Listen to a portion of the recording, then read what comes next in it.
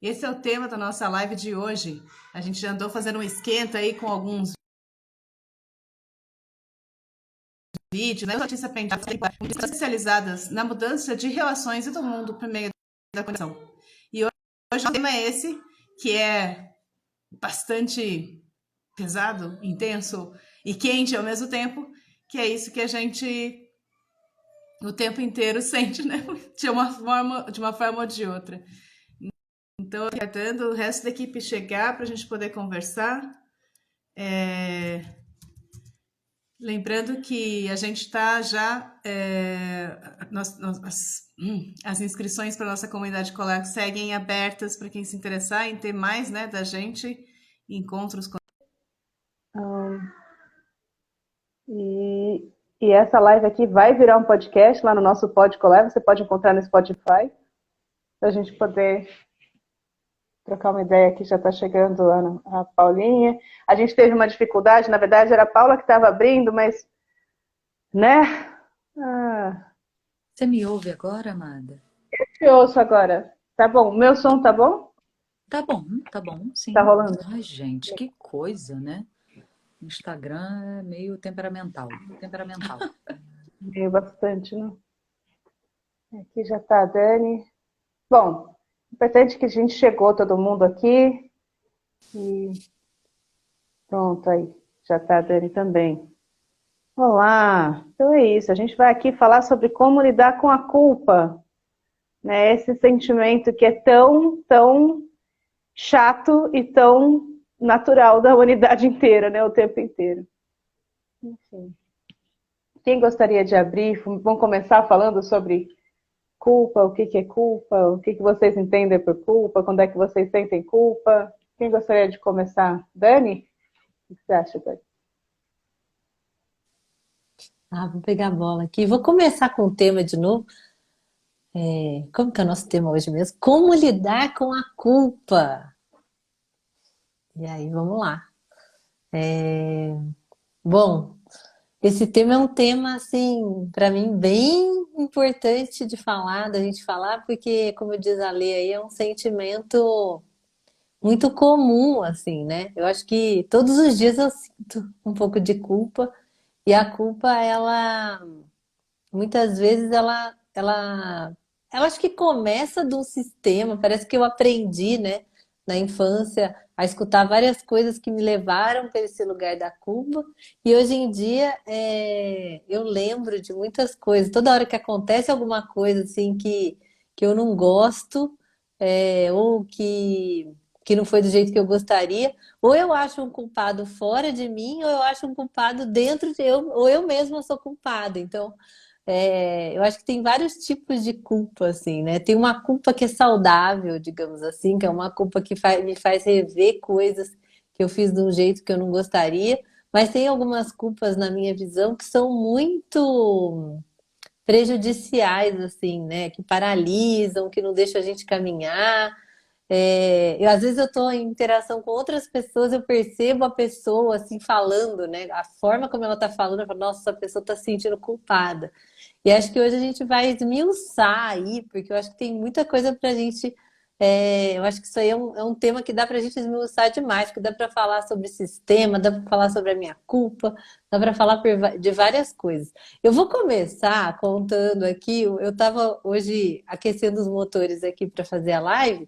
E aí eu me deparei com um vídeo da Brené Brown, que é muito legal, inclusive, quem quiser olhar o vídeo aí, é um vídeo dela que eu achei bem interessante, eu já conhecia, mas quando a gente vai fazer, a gente começa a ver conteúdo de novo para a gente passar aqui, né, e falar um pouquinho. Mas é um vídeo muito interessante porque a Brené Brown, ela é uma grande estudiosa aí dos sentimentos, principalmente culpa, vergonha, né? Tem um livro dela que eu adoro, que é é, esqueci o nome agora, mas é A Coragem de Ser Imperfeito, mas é muito bom. E aí, nesse vídeo, é muito legal porque começa o vídeo assim, ela tá com uma xícara de café e ela tá sozinha na cozinha e a xícara cai no chão. E aí o café espirra na roupa dela branca e ela já vai lá e xinga o marido, que nem tá ali na cena, né? E é muito engraçada a cena, né? Porque ele nem tá ali, ele já é o culpado daquela queda ali do café. Inclusive, ela fala assim: a xícara tá cheia, tava cheia, caiu e aí espirrou nela. E aí ela começa a explicar essa questão da culpa, né? O quanto que quando a gente está frustrada, quando a gente está com raiva de alguma coisa, a gente tem essa vontade, vem uma raiva assim, essa raiva acho que dá aquela vontade de já achar um culpado.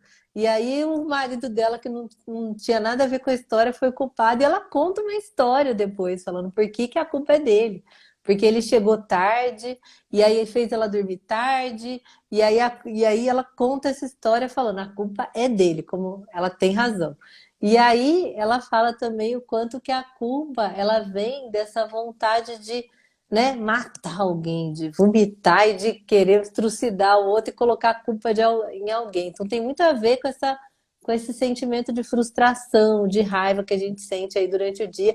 E eu não sei vocês, mas eu o dia inteiro eu tenho frustração, as coisas acontecem do jeito que eu não gosto, e eu passo por essa montanha aí de sentimentos o tempo todo, então tô achando muito legal a gente falar da culpa hoje aí.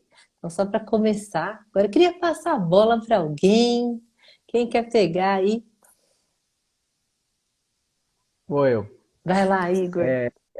Tava aqui pensando, né? Isso que você traz, acho que tem muito a ver com aquilo que a gente tratou um pouco nos episódios que falaram das desculpas e acho que da disciplina também mais menos, né? Que é essa coisa do sistema punitivo, como se tivesse uma regra, um jeito certo da gente agir, e aí quando a gente não age desse jeito, fica essa pecha da culpa na gente, né? Ou seja, como se fosse um tipo de.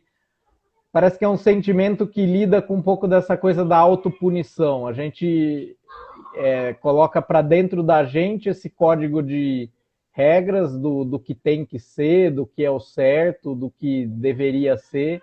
E aí, sempre que a gente desvia um pouco disso, parece que o sentimento que vem é esse da culpa, às vezes o da vergonha também, como você falou, né? E uma outra coisa que vem para mim é assim, que eu percebo quando acontece comigo, né?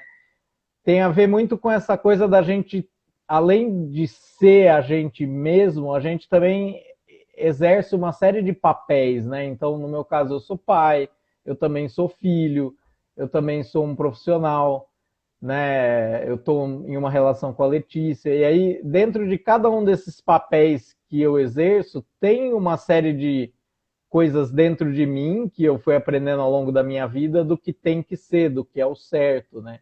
E aí parece que tem muito a ver com essa coisa da nossa performance ou do nosso desempenho nesses papéis, assim. Então, para mim, vem muito assim, quando eu não estou desempenhando do jeito que teria que ser aquele papel, então um sentimento que vem muitas vezes é esse da culpa, né? Então, prestar atenção, né, é muito importante nesses papéis que eu exerço e de todas essas coisas que eu fui ao longo da minha vida introjetando, né, colocando para dentro de mim e é meio que uma autocensura, assim, essa coisa da culpa, eu acho, e muito ligado a essa coisa dos papéis, né? O que você acha, Paulinho? Oh, nossa, faz muito sentido essa questão dos papéis, né? Quando a gente desempenha, né, essas performances. Eu fico, eu fico com essa ideia, assim, né, de que a culpa é uma coisa muito versátil, né, gente? Dá para eu botar a culpa para dentro, dá para botar a culpa para fora, dá para eu, né? A culpa é como se fosse essa descarga que a Dani falou, né? De frustração, de desconforto, de incômodo, e que eu não consigo, de certa forma, né, às vezes sustentar esse desconforto, né, de não ter sido culpa de ninguém ser punido por aquilo que está me incomodando ou que fez algum tipo de inquietação, né, me, me aparecer, né, a maneira com que eu vejo a situação influi como que eu vou lidar com ela, né. Então, se eu olho para dentro e coloco a culpa em mim, eu vou achar que tem algo de errado comigo, né, eu vou achar que eu eu sou errada, né? Quando eu coloco ela para fora, eu vou achar que tem algo de errado com a outra pessoa, né? Que é essa outra pessoa que está causando esse desconforto, né? E aí tem vezes que eu posso ser ambidestro e colocar né, a culpa em mim e na outra pessoa ao mesmo tempo. E aí o que eu gostaria de trazer é essa diferença da culpa para a responsabilidade. Não necessariamente, né, a gente precisa se culpar ou culpar outras pessoas para que a gente traga essa visão da autorresponsabilidade, da responsabilidade sobre as situações. Então, de que você ter responsabilidade não quer dizer que você tem que se autoflagelar e se machucar e ficar, né, nesse jogo de culpa. A responsabilidade, ela pode vir mesmo sem você se machucar por conta disso, né? Mesmo sem você se culpar e se colocar nesse lugar de pessoa ruim. E você, Lê? Como que você vê isso? Nossa, gente, culpa para mim é um negócio tão cheio de meandros, né? A gente estava falando da disciplina semana passada, inclusive recomendo para quem não ouviu ainda nosso episódio sobre disciplina. Tipo, a última live está lá no Instagram, dá para assistir a gente falando e tal, e dá para você só escutar também, se você quiser, enquanto faz alguma outra coisa, pedala, anda, lava uma louça, enfim, a gente falando que ficou muito legal e cabe muito, né? Tanto sobre disciplina quanto sobre desculpas, né? Agora, a culpa, para mim, ela é fascinante por causa daquilo que eu, inclusive, falei, né? A gente fez vários vídeos de esquenta, né? Eu com a Dani e os posts e tudo mais. Porque a gente introjeta a culpa, né? Quando a gente vive numa sociedade que é muito baseada na punição, e a gente está acostumado com isso, se você fizer uma coisa errada, você vai sofrer por isso, né? As pessoas vão fazer você sofrer, ou Deus vai fazer você sofrer. Se você vive numa cultura católica como a nossa, né? A nossa cultura ocidental, mesmo quem não é católico, está o tempo inteiro imerso na ideia de punição, né? E quem tem essa coisa espiritual, muitas vezes tem aquela coisa de que Deus está vendo. Então, mesmo que ninguém veja, Deus está vendo. Então, chega uma hora que esse olhar já está dentro de você. Não precisa ter alguém ali para bater na sua mão, para dar um tapa na cabeça, um pescotapa, né? Tipo assim, ou para te botar a ferros, ou seja, qualquer coisa que seja punição terrível que pode acontecer na situação.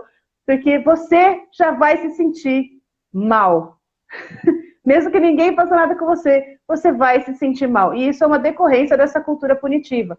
É interessante porque também a gente faz o esquenta, né, pro rolê. A Dani falou que foi ver lá o vídeo da Brené Brown, eu acho excelente referência. A Brené Brown é aquela que fez um TED Talk sobre vulnerabilidade e tem outro TED Talk em que ela fala sobre culpa e vergonha, entre outras coisas, né? Tem um especial do Netflix, enfim. É uma autora super famosa, ela dá lá e não é à toa, né? Ela coloca em termos muito simples de compreender processos internos que às vezes a gente se enrola demais com eles, porque eles parecem muito complexos, né? Enfim, assim. Então, Brené Brown tá aí, mas eu fui atrás e encontrei uma mulher que chama Ruth Benedict, que é uma antropóloga americana, que escreveu um livro que chama O Crisântemo e a Espada. Ela é bastante criticada, porque na verdade foi um livro meio que encomendado na época da Segunda Guerra Mundial, para fazer uma crítica, né, uma diferenciação entre o estilo de vida americano e o estilo de vida japonês, que estava na guerra contra o Japão, né? Os Estados Unidos estavam na guerra contra o Japão naquela época. E ela fez muita diferenciação entre sociedades que são reguladas pela culpa e sociedades que são reguladas pela vergonha. Inclusive, nossa próxima live vai ser sobre vergonha, não é à toa, é porque culpa e vergonha andam de mãozinhas dadas, né? Mas aqui, só para esse momento, só para dar um esquema, sem muito spoiler, só para trazer a diferenciação básica, né? É uma coisa que a Brené também fala, que é o quê? Qual que é a diferença entre culpa e vergonha? É que basicamente a culpa, ela costuma se centrar em torno de uma coisa que a gente fez. E a vergonha é uma coisa que a gente é. A culpa, enquanto ela traz um medo de punição, a vergonha traz um medo de ostracismo, de marginalização, de não pertencimento, de ser jogada fora. É um tipo de punição também, mas é uma punição muito específica.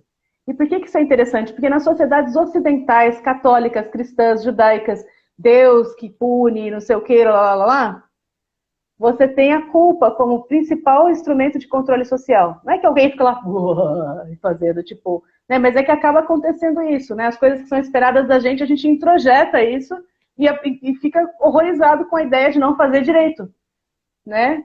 Como se alguém fosse punir a gente, mas a gente fica sofrendo.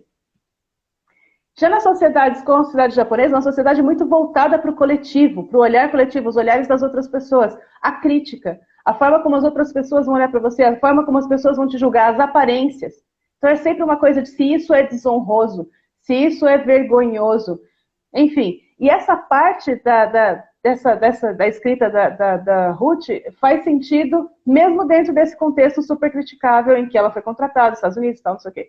Mas esse ponto, inclusive, os japoneses falam que isso faz muito sentido quando você analisa a cultura japonesa em si, né? Que tem a ver com essa percepção, esse medo de não pertencer, de causar que a sua família não pertença por causa de algo que você faz. Você é uma pessoa errada, ignóbil, e aí você não faz parte da sociedade. Eu acho isso bem interessante, já para começar a conversa, né? Assim, falando da teoria. Mas quando eu percebo a culpa em mim, né, eu, japonesa, vejo essa confusão entre culpa e vergonha. Porque quando eu faço uma coisa que parece errada, eu me sinto errada. E aí eu não sei se é uma coisa minha, Letícia, ou se, sabe, porque eu tenho ascendência japonesa, né? Mas essa coisa, tipo assim, de sentir que se eu faço uma coisa errada, existe uma inadequação inerente ao meu ser, né? Outro ponto que eu acho interessante é, assim, a sensação da culpa. Ela vem tanto quando eu sinto que eu não fiz algo do jeito que deveria ter sido feito, mas principalmente quando eu percebo um sofrimento que eu causei, um mal-estar que eu causei, uma coisa ruim que aconteceu, uma coisa que eu julgo ruim, que aconteceu em decorrência de algo que eu fiz. Então, quando eu olho para isso, eu sinto culpa. E é engraçado porque nesse movimento eu percebo que existe uma irresignação. No direito a gente fala isso, irresignado, quer dizer, eu não me conformo que isso aconteceu. Eu não consigo aceitar. E aí é como se eu ficasse olhando para trás e querendo voltar e não, mas já entrou a bola, já foi gol, é isso aí. Ao invés de ir lá para o centro, tocar e dar outra parte, não. Fico lá chorando que não acredito que eu fiz isso, que eu fiz um gol contra desse, que eu não sei o que. Enfim, não consigo aceitar. Então a culpa, ela é importante, ela é um sentimento humano, não é que ela está errada da gente sentir, pelo menos não para mim. Ela é um sentimento humano, ela faz parte desse espectro do sentir, né? Ela está ali me mostrando que tem uma coisa que é importante para mim. E essa coisa normalmente tem a ver com segurança, com cuidado, com carinho, com respeito, com a minha segurança, né? Se eu tenho medo de punição, e outras coisas. Mas ela tem esse olhar que, apesar de legitimar a dor, né, que eu posso ter causado para mim ou para outras pessoas, ela me mantém olhando lá para trás, tentando tapar um buraco que já foi cavado e não tem como ser tapado. Você não tem como desacontecer o que aconteceu. Né? Então, assim, é como se você ficasse girando em falso naquilo.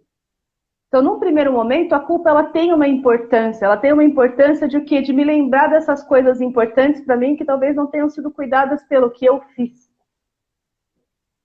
Mas num segundo momento, ela é tóxica. Ela pode me... É que nem tipo, tomar uma cerveja ou tomar 10, né? Eu posso ficar ali embriagada naquilo e me afundando e cavando um buraco mais fundo, até não conseguir sair. Porque ela tem esse efeito de me manter olhando para lá. Isso que a Paulinha trouxe de responsabilidade é fundamental. Por quê? Porque é o que me possibilita o quê? Olhar para frente. Tá, aquilo aconteceu e foi horrível. Do que eu queria cuidar que não foi cuidado? Isso. Faz o luto. Chora. Faz o que você tiver que fazer. Aceita. Para você aceitar que aquilo já passou. E aqui, o que eu posso fazer a partir de agora para cuidar do que ficou? E para que isso não aconteça mais.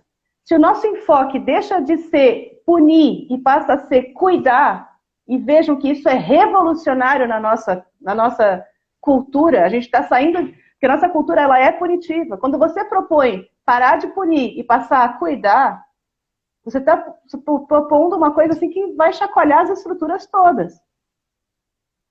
Né? Então, assim, quando você se propõe a cuidar, aí deixa de ser, quem quer, porque eu vou punir isso aqui, mas e passa a ser, de que jeito pode ser melhor? Essas coisas que aconteceram, tem alguma coisa que eu posso cuidar agora? O que caiu, tenho como erguer? eu tenho como reconstruir e de que forma eu posso agir no futuro para que isso não volte a acontecer. E aí a sua culpa ela não precisa ser em vão, ela não precisa ser um flagelo que você usa para arrancar o próprio couro, porque o seu couro não vai, né, redimir ou fazer voltar aquilo que já aconteceu. O seu sofrimento não vai desacontecer o sofrimento que já rolou. Né? Então, assim, a importância de conseguir assumir essa responsabilidade, ver onde eu tenho poder. Eu não tenho poder no passado, o passado já passou, eu tenho poder agora. O que eu posso fazer agora? Daqui para frente. Né? Então, é um enfoque bacana da responsabilidade, né? Não se contrapondo à culpa, mas como algo que flui. Né? É a culpa transformada em uma ação. Isso. E acho assim, um outro conceito importante, né? Quando a gente fala de culpa, a gente fala de algo que a gente faz ou que deixa de fazer. A gente está falando de poder.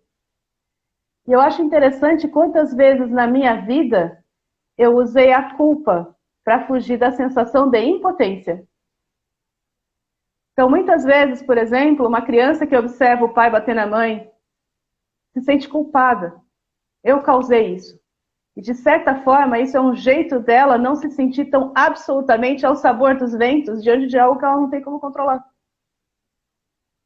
Né? Isso acontece também muito com pessoas sobreviventes de suicídio. Quando eu estou falando assim, alguém comete um suicídio, todo mundo que fica em volta a gente classifica como sobrevivente de suicídio. E as pessoas que ficam, muitas vezes, se sentem muito culpadas. E sim, tem muita coisa que a gente pode assumir a responsabilidade e mudar. Com certeza. Mas, ao mesmo tempo, a gente precisa também encarar a nossa impotência. Porque, diante de outra pessoa, a gente pode inspirar, a gente pode dar o exemplo, a gente pode apoiar, a gente pode estar junto, mas o que está dentro do coração da pessoa, acontece lá dentro e a gente não alcança. E é difícil lidar com isso. É difícil aceitar isso. Enfim, eu vi que a Jonalda fez uma pergunta também. A mulher praticar o suicídio porque foi rejeitada pelo parceiro. Existe isso e muito mais, Jonalda. O medo da vergonha, da desonra, e principalmente porque é uma desonra que não atinge só a mim. Né? Um indivíduo desonrado numa cultura como a japonesa, isso reflete em todas as pessoas da família. Hoje melhorou muito, mas era uma das sociedades com mais alto índice de suicídio por isso, porque você tem duas contraposições. Você tem a cultura americana, por exemplo, que é extremamente individualista, eu, depois eu, e aí que vem eu, né? E você tem a cultura japonesa, que é uma cultura extremamente coletiva, assim, né? Você olha para o coletivo e para o grupo antes de olhar para o indivíduo de uma forma que chega a ser massacrante, né? Nenhuma das duas é particularmente saudável quando levada ao extremo. Né? O legal é você ter um equilíbrio, você lembrar que, é que nem o Mowgli fala, né? Que o lobo é a força da alcateia e a alcateia é a força do lobo. Né? Tipo, enfim, mas eu vou encerrar aqui que eu já falei muitas coisas. Dani, continue, por favor. Vou pegar a bola aqui. Sabe o que eu queria relembrar? Acho que o Igor até já falou essa questão dos papéis, mas eu acho ela tão importante, porque eu acho que ela é da onde vem a história para a gente sentir tanta culpa. Então eu estava aqui pensando, enquanto estava ouvindo vocês, o quanto que os papéis que a gente vai exercendo, eles de certa forma têm uma expectativa de comportamento, né? Eu sou mãe, então existe uma expectativa de que eu seja, como que para ser uma boa mãe tem aquela regrinha, né? O mapa, assim, para chegar nesse lugar. E aí, quando você faz alguma coisa, né? Vem você e muda aquela regra, ou faz alguma coisa diferente, então a expectativa fica diferente do que acontece, que é a realidade. Muitas vezes isso cria, né, socialmente, culpa naquela pessoa que é diferente, ou que faz diferente. Esses dias eu ouvi uma frase, até já falei num outro podcast, mas acho que tem tudo a ver com isso. Que é assim, eu resolvi fazer uma viagem sozinha, né? E eu tenho um companheiro, tenho uma filha. E aí, o que eu estou ouvindo de algumas pessoas em relação a essa decisão é para me colocar num lugar de culpa. E eu acho isso muito interessante, como que socialmente a gente, né? Então, por exemplo, eu ouvi, nossa, você vai abandonar a família, ou nossa, mas que coisa diferente. Então, assim, o quanto que essas frases vão tentando colocar a gente de volta naquele papel que é a regrinha social que falou, não, uma mulher não viaja sozinha, é melhor viajar com a família, só pode viajar com a família, como assim você vai viajar sozinho? Então, só colocando isso aqui como um exemplo de como que a gente não está acostumado com essas pessoas que saem da regrinha e a gente quer puxar isso de volta. E aí eu queria colocar um outro ponto aqui, que é dentro do mundo corporativo, existe uma abordagem que é a gestão da qualidade. E na gestão da qualidade, que eu acho que isso tem a ver com a coisa da culpa. Na gestão da qualidade, quando você lê a norma, inclusive a ISO 9001, lá está escrito assim: o erro é uma oportunidade de melhoria. Né? Então, olha que frase linda, que eu acho que tem até a ver com a evolução humana. Né? Todo erro, se a gente conseguisse olhar para o erro como uma oportunidade de melhoria, que eu acho que isso tem a ver com o jeito que a gente lida, né? E com o jeito que a gente lida com a culpa, é o quê? A gente não sabe lidar com o erro. Essa que é a questão, que é tudo isso que a gente está falando aqui. Acontece alguma coisa errada, que a gente julga que está errado, ou seja, não aconteceu aquilo que eu queria, a gente, como ser humano, não sabe lidar ainda.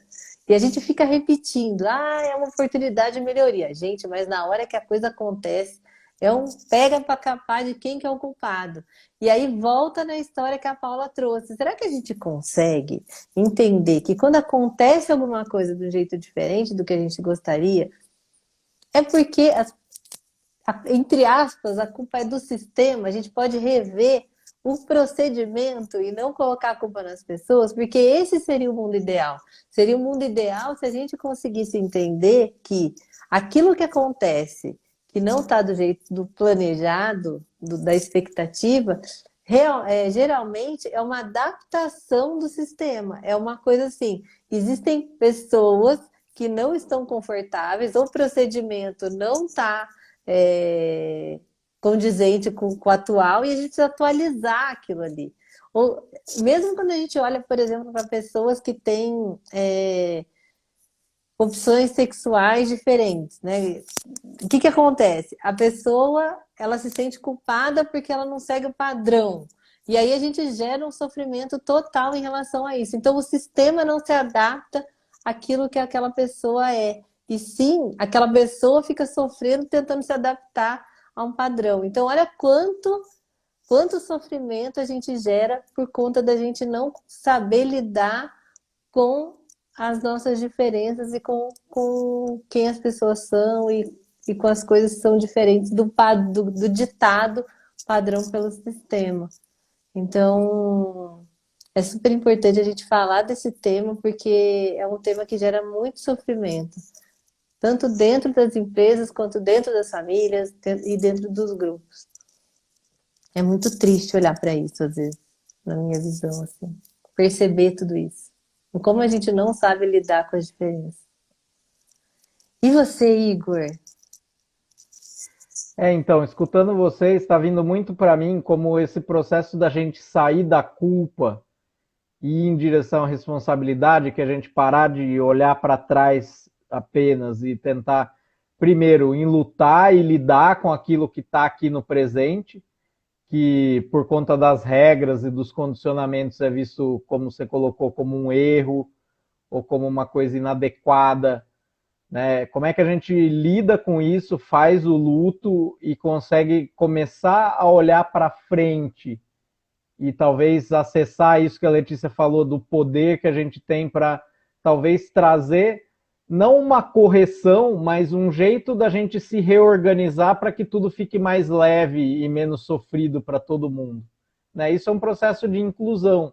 Então é a gente pegar o erro, a gente pegar essa coisa, né? O erro ele é desconfortável assim como o conflito, só que a gente, aqui no nosso trabalho na Colar, a gente vê muito o conflito como uma possibilidade de atualização de uma relação ou de uma situação. O erro também, de certa maneira, traz isso para mim, porque ele mostra que, existe aqui essa norma, esse padrão, só que também acontecem coisas fora do padrão.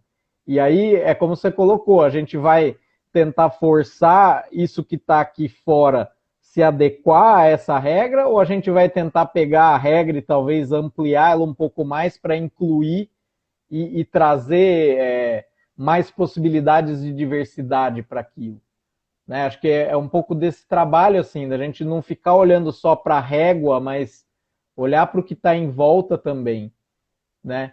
Porque o que acontece? O efeito da gente ficar muito atento à regra ou ao padrão é que muitas vezes quem sai do padrão vai esconder aquilo, né? À custa de algum sofrimento, seja pessoal, como você falou, né? Às vezes as pessoas têm uma orientação sexual, por exemplo, que é diferente do que a família entende como correto, e aí tem todo aquele condicionamento de religião, de estrutura familiar, só que aquilo é a expressão dela, é a expressão sexual dela. Então ela vai ficar com uma parte da vida dela tolhida ou escondida, porque não existe alguma possibilidade de alargamento daquele paradigma, daquela régua, né?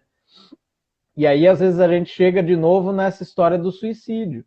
O suicídio como uma autopunição, como uma forma assim, eu não consigo viver dentro dessa regra aqui, então a única solução que eu tenho é deixar de viver, né? Então a gente chega nesse extremo, e é muito importante a gente olhar para isso, porque a partir do momento que a gente se depara e percebe que às vezes esse sofrimento poderia ser evitado se a gente conjuntamente como coletivo ajustasse esses padrões para tentar incluir cada vez mais, né? Ou então no caso de uma corporação em que acontece o erro é fatal, assim como o conflito ele vai sempre acontecer, né? E sempre vai ser essa oportunidade para a gente olhar de novo, por que isso aqui é um erro?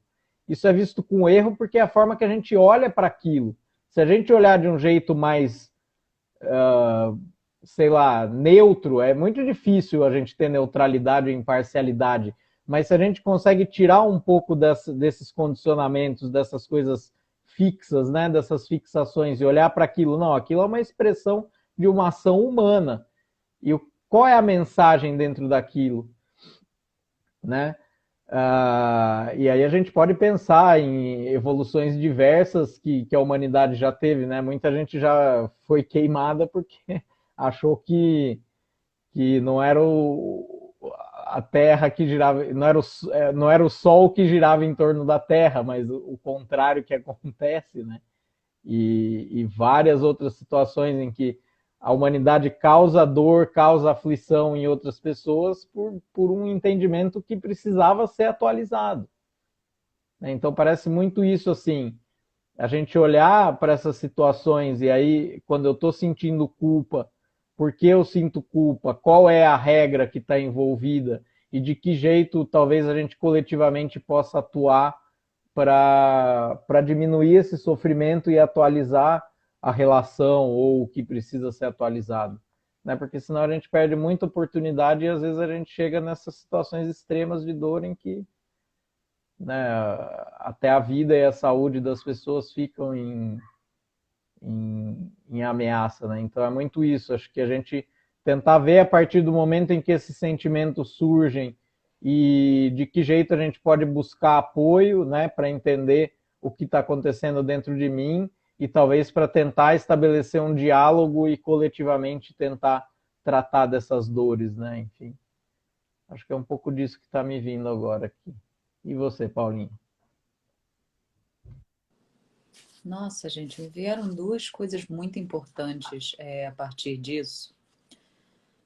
Acho que uma primeira é essa questão dessa história, né, dessa lógica história vinda da Bíblia, né, desse conhecimento cristão, de que o meu sacrifício me redime, né, de que então o meu sofrimento, o meu arrependimento, ele pode me colocar diferente aos olhos de Deus. E então aos olhos de outras pessoas, né? Consequentemente aos olhos das pessoas à minha volta. Se eu me arrependo, né, dos meus atos, né?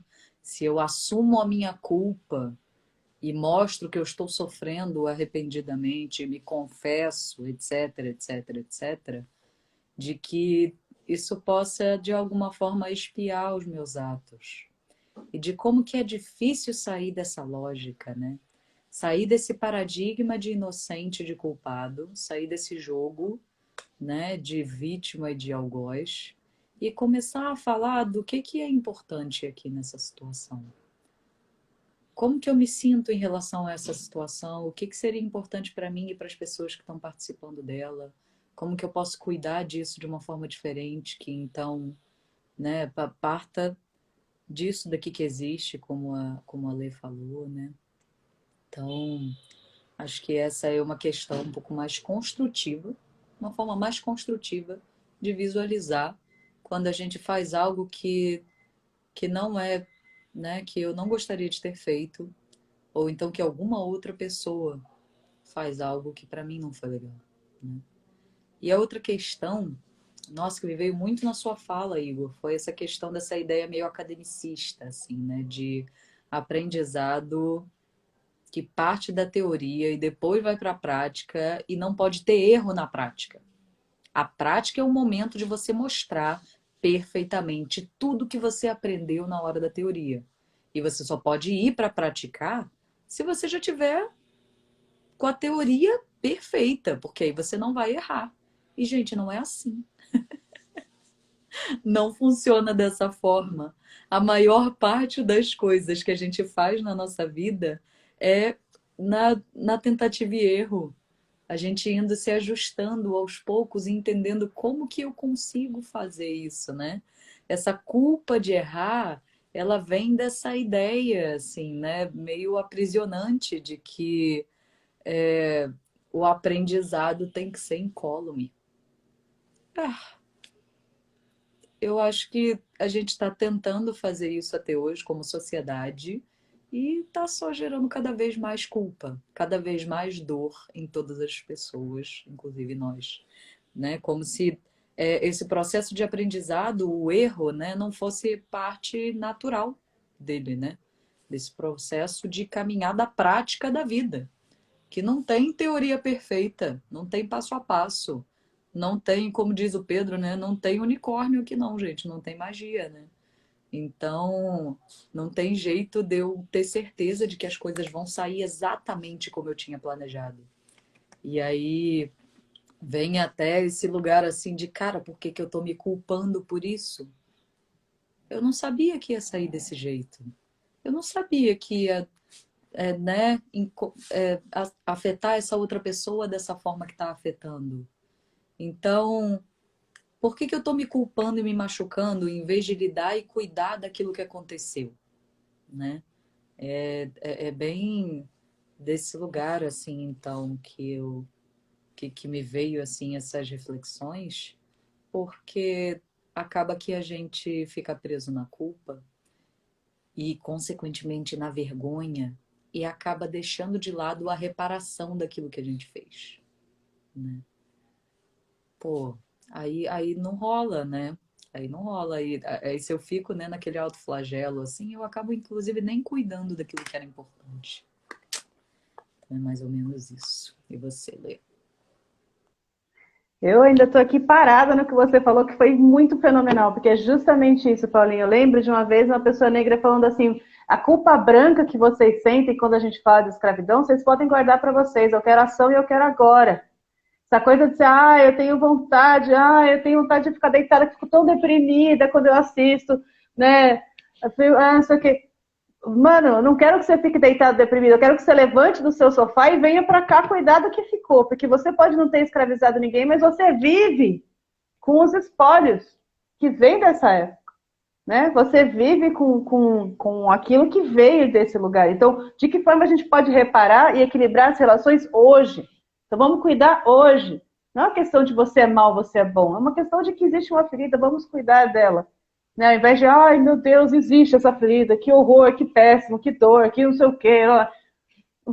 O sofrimento de uma pessoa não redime da outra. Mas você vê que nisso também tem aquela questão da cultura cristã.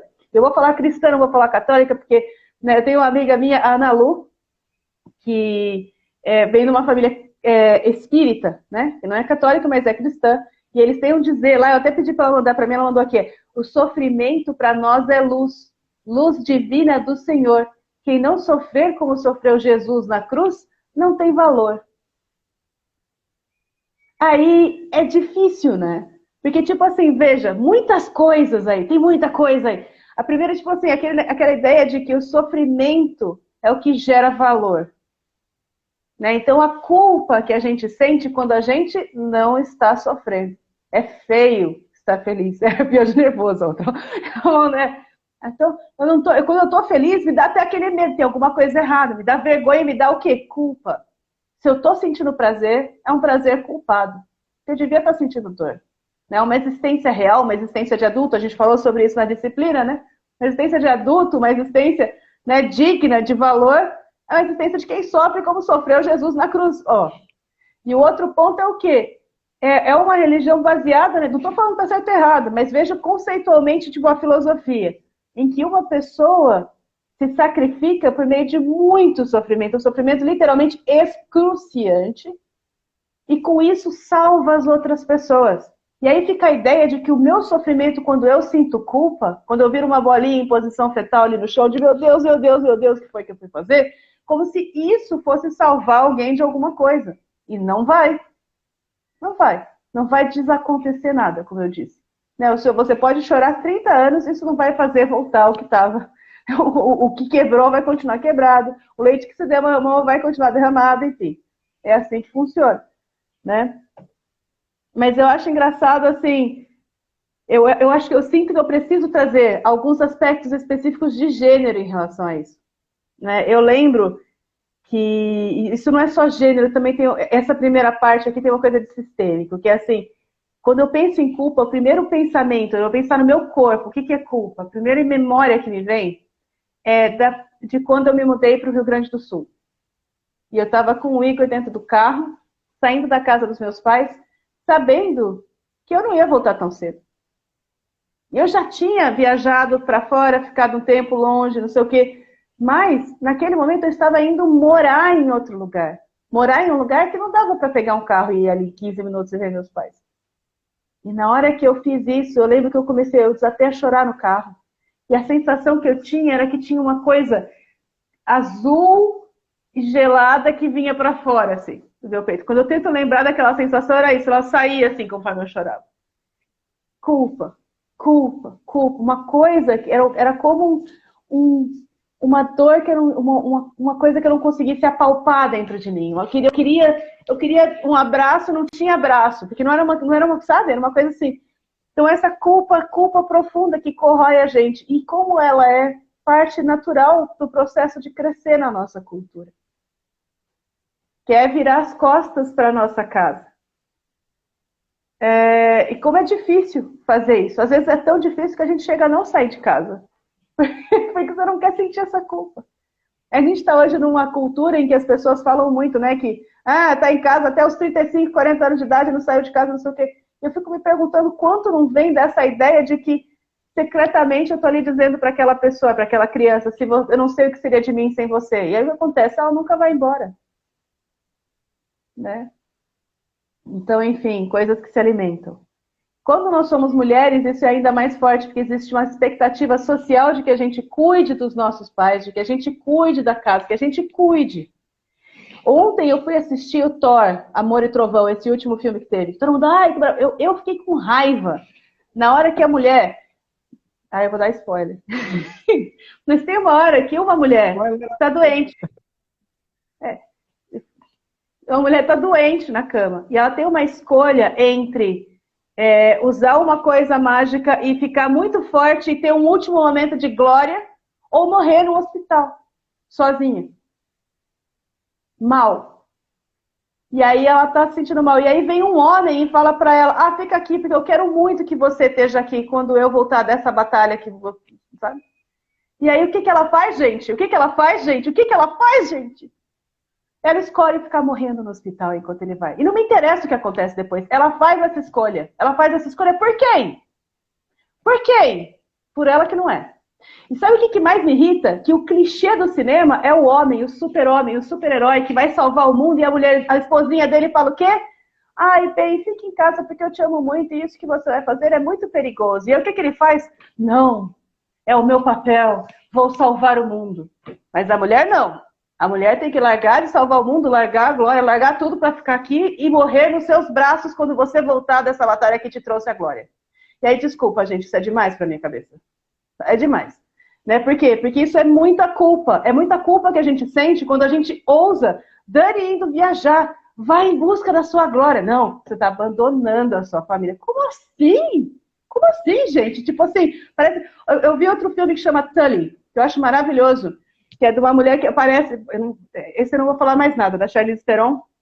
Vou falar só uma frase de uma cena do filme que o marido fala assim para a pessoa: poxa, mas ela não é assim de largar os filhos sozinhos, as crianças tudo sozinha. E aí a pessoa vira para ele e fala assim: mas você não estava em casa? Eu estava. Tipo, ele nem tinha se tocado na cabeça dele largar as crianças com ele, largar as crianças sozinhas. Né? Então, tipo assim, a culpa.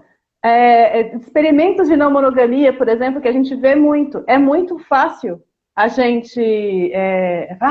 vou sair, vou fazer, não sei o quê. Quando você é mulher, é quase paralisante a culpa que você sente por botar o seu nariz na rua. Como assim? Mulher, mãe, você deixou as crianças em casa para ir se divertir na rua? E se acontecer alguma coisa, o que as pessoas vão falar? O que as pessoas vão pensar?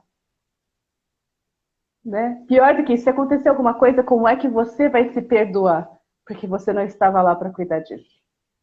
Então, assim, essa coisa da culpa usada especialmente como ferramenta de controle de mulheres é uma coisa muito forte. Muito, muito, muito forte. Por quê? Porque é o tempo inteiro injetado na gente essa história da expectativa. Você vai cuidar dos outros, você vai cuidar dos outros. E quando a gente vê as pessoas sofrendo, a gente pensa o quê? Eu devia ter impedido esse sofrimento de acontecer. Outro dia eu escutei de uma mulher adulta, falando da filha adulta. Eu fiquei tão feliz naquele dia. Eu fiquei tão feliz porque ela não ficou triste em nenhum momento. Eu consegui fazer ela não ficar triste em nenhum momento daquele dia especial da minha filha. E eu tipo, mano, deixa eu te contar, amiga. Você não controla isso. Sabe? Que absurdo. Que expectativa surreal. Tipo, e aí a pessoa se sente mal, o que você vai sentir? Você vai sentir culpa. Aquilo que eu estava falando, você não tem como alcançar o coração da pessoa e mexer lá dentro até ela se sentir bem. O que ela sente é dentro dela. Você pode tentar ajudar, mas e aí? Sabe? Enfim. Dani, socorro. A gente já está indo para minhas considerações finais, que eu falei demais já. Olê, nossa, eu estou ouvindo tudo isso e estou lembrando do trabalho que a gente faz na Colar, na comunidade, o quanto que é importante a gente trazer esse trabalho, porque tudo que a gente faz lá é essa pesquisa em relação a todos esses temas polêmicos. Então, assim, a Lê falou muito dessa história das escolhas que a gente faz, né? Porque, assim, falando da culpa, gente, olha só que interessante, assim, a gente falou muito da parte sistêmica, mas o que eu posso mudar ali no meu dia a dia quando a gente está falando de culpa, já que a gente está falando aqui das considerações finais? A gente pode questionar o que eu estou fazendo? Tá vindo a partir de uma culpa? Porque, gente, vocês já fizeram coisas a partir da culpa? Gente, a coisa pior que tem é quando você está fazendo alguma coisa porque você está sentindo culpa. Então, eu estou cuidando de alguém porque alguém falou que eu tinha que cuidar e aí eu tô... Porque você cuida de um jeito tão ruim que fica todo mundo... Fica aquele climão, né? Eu não quero cuidar, aquela pessoa está recebendo também de mau grado, que eu estou fazendo de mal. Então fica tudo aquele climão. E eu acho que a gente pode observar isso, sabe? Observar a partir da onde eu estou fazendo as coisas. Eu estou fazendo de bom grado ou eu estou fazendo a partir da culpa? E tem uma outra coisa que é o seguinte, que é o contrário. As pessoas estão fazendo as coisas para mim, ou para a equipe, ou para alguma situação, ou para a família, com boa vontade, porque ela pôde escolher aquilo, ou ela está sendo obrigada por conta de um papel. Então, eu acho que fica o convite aqui para a gente, primeiro, observar isso e tentar libertar as pessoas dessas coisas, tanto nós mesmas quanto as pessoas que estão ali.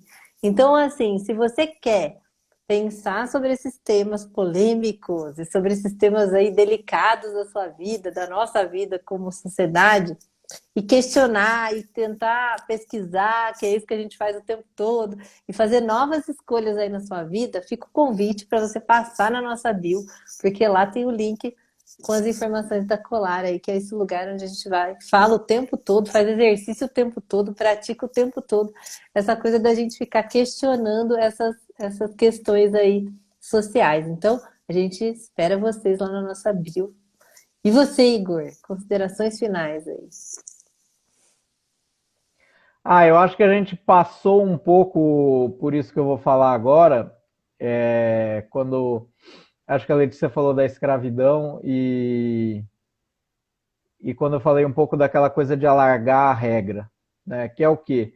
É a culpa que vem quando a gente se vê dentro de um padrão, onde esse padrão ele é um padrão que machuca outras pessoas, né?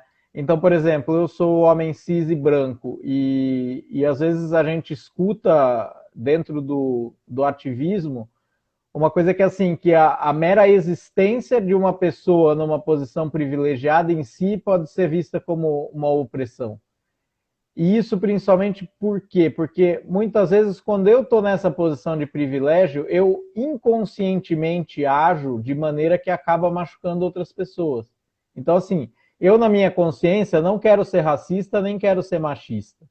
Só que às vezes eu ajo num piloto automático dentro desse padrão do qual eu fui socializado, em que às vezes o resultado das minhas ações causa dor em uma outra pessoa.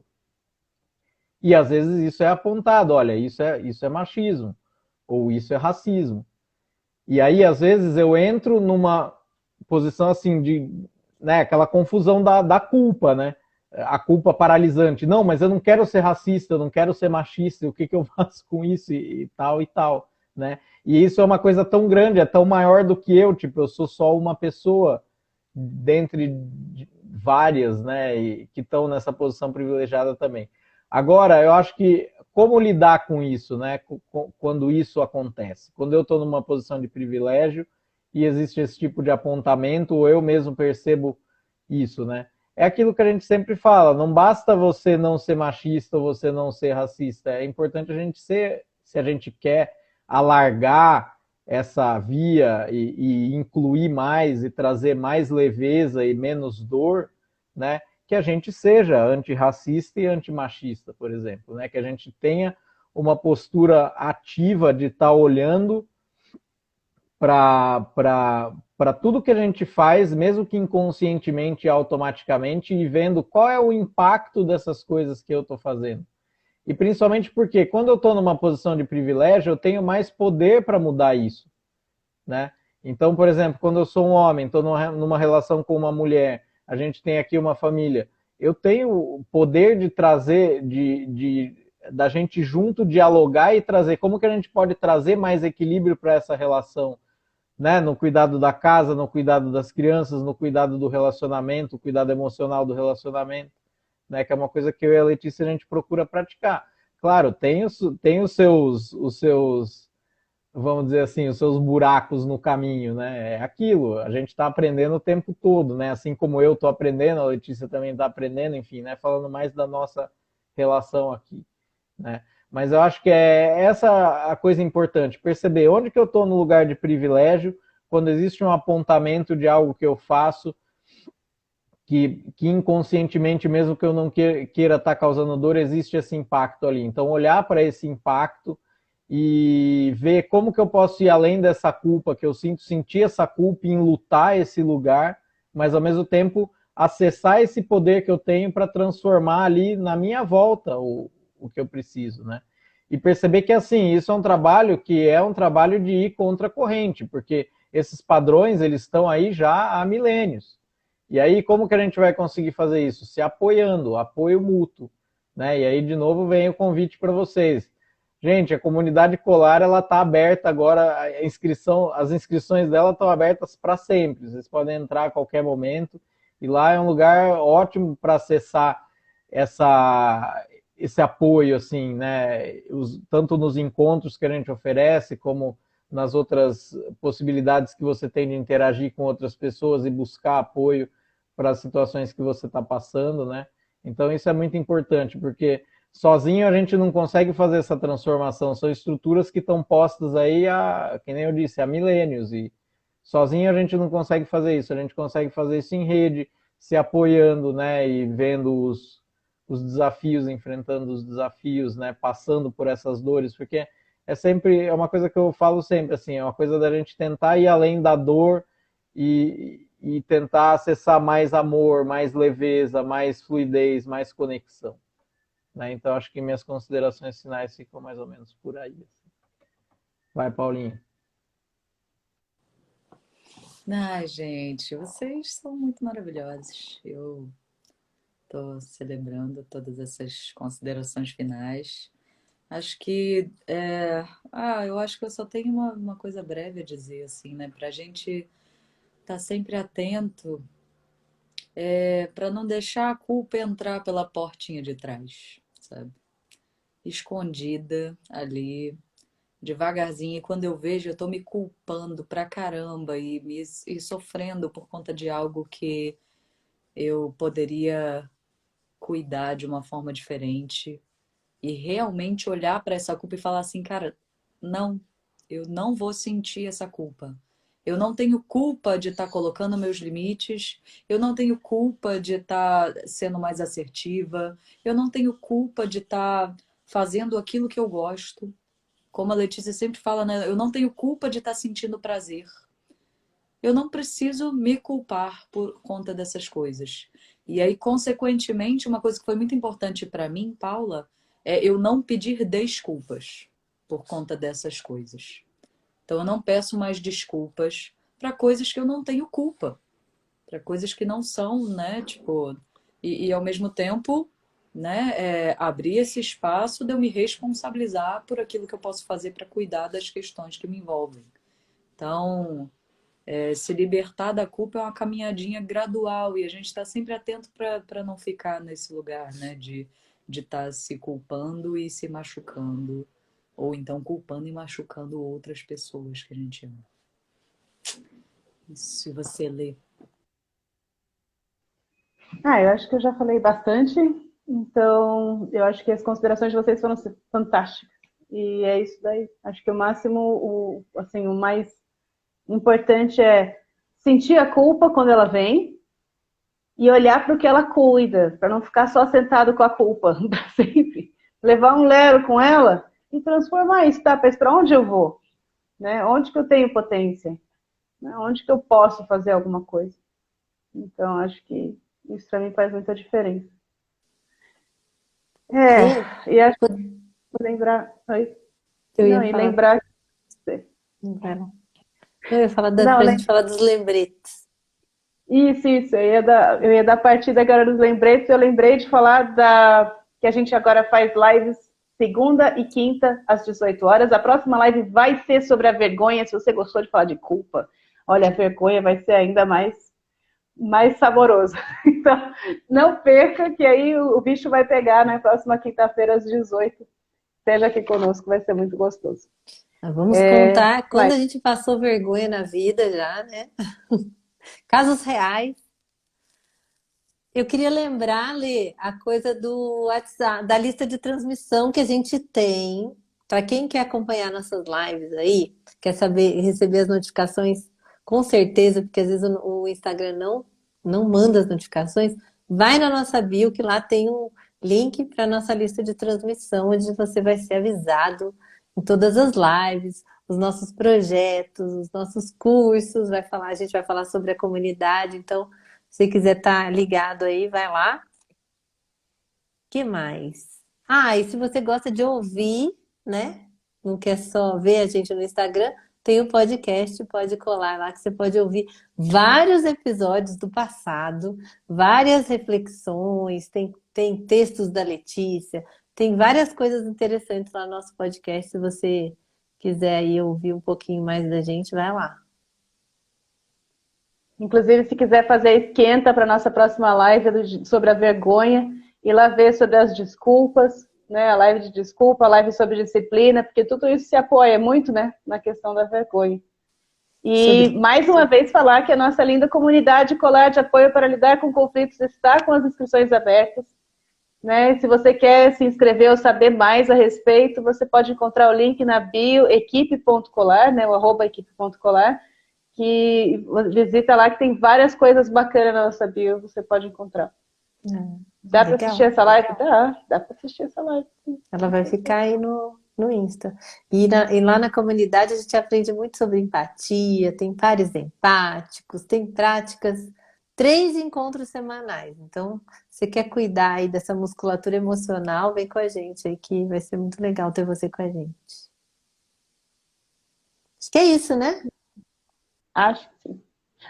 E dá um alô, um salve para o Pedro, que está trabalhando, viajando a trabalho, então ele não pôde estar com a gente hoje, faz falta, claro. Mas logo em breve ele está de volta com a gente. Tchau, gente. Valeu. Obrigada por terem Tchau, vindo, gente. pessoas. Beijos. Obrigada aí pela Obrigada. participação de todo mundo. Beijos.